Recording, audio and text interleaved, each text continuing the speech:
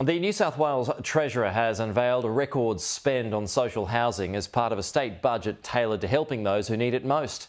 Daniel Mookhey has prioritised stable spending and wrangling debt as the state grapples with a reduction in its share of GST.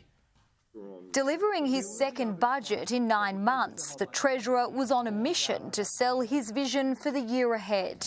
Bestseller, I say. Yeah. But it was a tough sell as the Treasurer was forced to exercise restraint. We are doing our fair share to take inflationary pressure out of the economy because families have done more than their fair share to slay the inflation dragon. While the budget was light on cash splashes, it did prioritise housing the vulnerable. $5.1 billion will be spent on 8,400 new and refurbished social homes.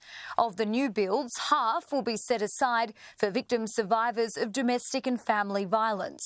Surplus government land identified for development would then be released to the private market in the hope a further 21,000 new homes will be built. We can make the biggest ever investment in social housing by New South Wales in the state's history. Almost $189 million will be spent on encouraging GPs to bulk bill.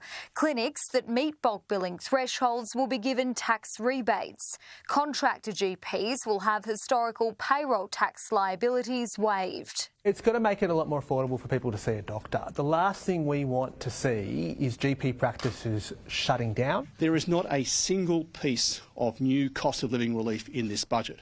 The Treasurer has again blamed the latest GST carve-up for killing New South Wales' chances of a modest return to surplus next financial year. Instead, the state will notch up 6 consecutive deficits. I'm not going to slug New South Wales families or businesses because the Commonwealth Grants Commission slugged New South Wales. The government hopes $8 billion can be clawed back by 2027-28. A surprise windfall in stamp duty and land tax revenue should help to boost the bottom line and offset GST losses. The property market helping to prop up some of the state's housing pledges. Julia Bradley, Sky News, Sydney.